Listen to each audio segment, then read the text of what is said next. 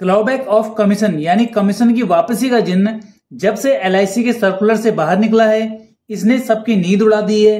अब तक तो इससे सिर्फ 14 लाख इंश्योरेंस एजेंट परेशान थे, लेकिन अब परेशान होने की बारी एलआईसी की है। वैसे भी अगर 14 लाख लोगों के हितों पर प्रहार किया जाएगा तो कुछ ना कुछ प्रतिक्रिया तो वो भी देंगे। जिस क्लॉबैक ऑफ कमीशन के नियम को लागू करके बीमा कंपनी पॉलिसी सरेंडर होने पर अपने कंधों पर आने वाले भार को एजेंट से कमीशन वापस लेकर उनके कंधों पर डालना चाहती थी, अब उनकी वही चाहत उनके लिए परेशानी का कारण बनने वाली है। खबर यह है कि लाइफ इंश्योरेंस एजेंट्स फेडरेशन ने एलआईसी के सामने अपनी कुछ मांगे रखी हैं और मांगे ना मानने पर बड़े स्तर पर शांतिपूर्वक हड़ताल करने की चेतावनी भी दी है।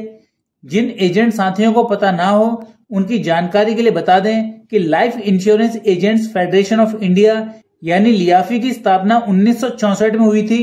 ये एक ऐसा संगठन है जो लाइफ इंश्योरेंस एजेंट्स के हितों की रक्षा के लिए समय समय पर कई महत्वपूर्ण कदम उठाता है। मास्टर सर्कुलर के नाम पर नियमों में कई अनावश्यक बदलाव किए गए थे, जिनका टारगेट इंश्योरेंस एजेंट थे। इसका संज्ञान लेते हुए life insurance agents federation agents के हितों की रक्षा के लिए सामने आया है। लाइफ इंश्योरेंस एजेंट्स के लिए ये बड़ी ही राहत की खबर है।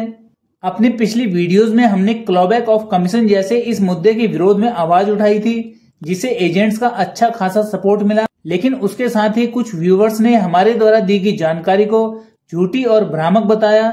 परंतु आज 14 अक्टूबर 2024 को लाइफ इंश्योरेंस एजेंट्स फेडरेशन ने एलआईसी के प्रत्येक ब्रांच में ज्ञापन सौंपकर इस मुद्दे को अपने हाथों में ले लिया है।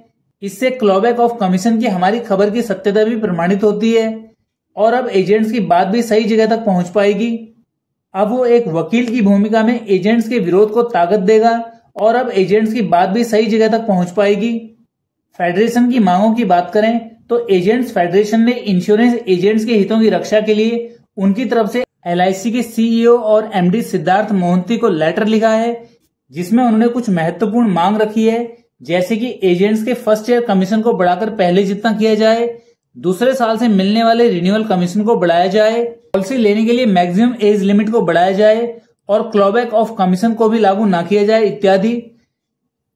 लियाफी ने साफ साफ कहा है कि अगर उनकी मांगे ना मानी गई तो फिर वो हड़ताल पर जाएंगे।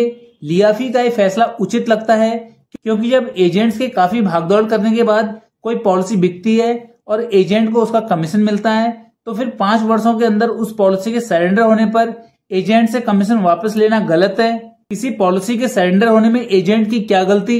लियाफी और एजेंट्स का सोचना है कि अगर बीमा कंपनी लियाफी की मांगों को नहीं मानती तो फिर इंश्योरेंस एजेंट्स और उनके संगठन के पास एक ही रास्ता बचता है, और वो है बड़े स्तर पर शांतिपूर्वक देशव्यापी हड़ताल।